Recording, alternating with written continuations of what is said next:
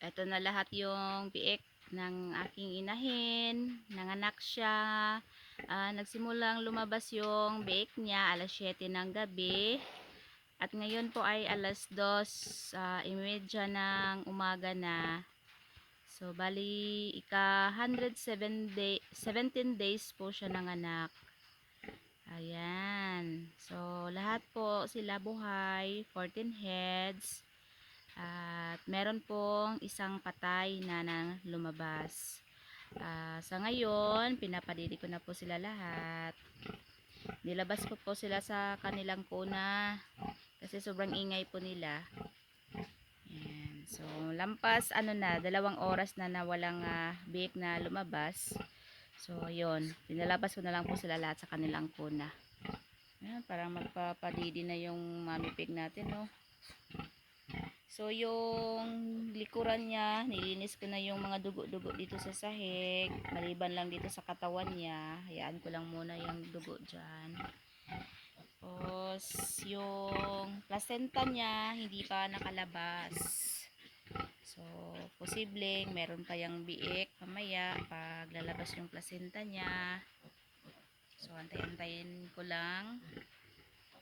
So, ngayon ay alas 2:30 na ng madaling araw. Ayan. So, nandito din pala yung mga basahan na nagamit ko.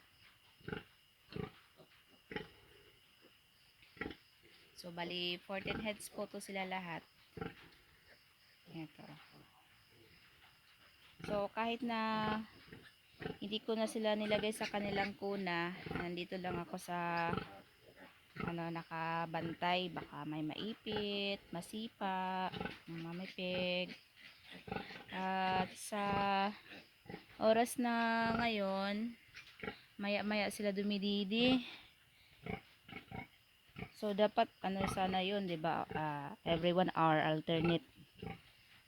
Every 1 hour didi nila, pero sila maiingay sila. Ayan. So assess muna natin sila. So hinayaan ko pala sila na magdidi na dito sa mama pig natin para mahanap nila yung kanilang didi. Kasi kanya-kanya meron yan silang posisyon or may didi yan sila na kanilang pangmamayari, kaya hinahayaan ko na lang muna sila. Ay, teka. Ay, yun. So hinahayaan ko na muna sila dito matambay para mahanap nila yung kanilang didi. Ayan. Yan, cute-cute nila, oh. Tapos ang gaganda pa ng mga kulay nila. Para silang mga Dalmatian. Dalmatian.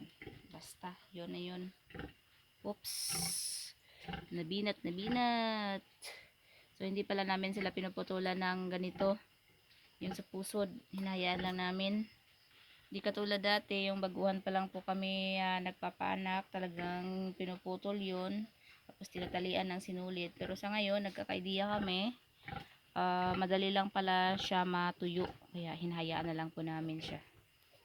So, ito na muna yung update natin. So, bali pala itong inahin natin ay ika-6.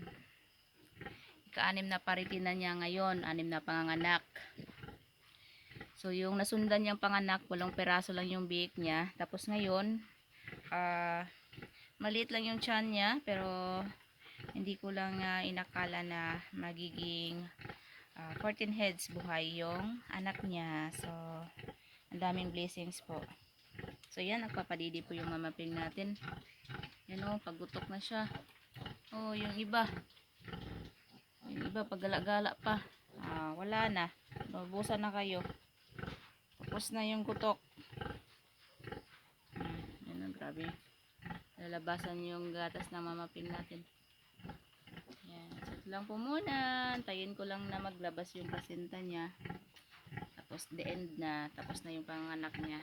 Pag makalabas yung placenta. So, ito na sila lahat. 14 heads. Wow.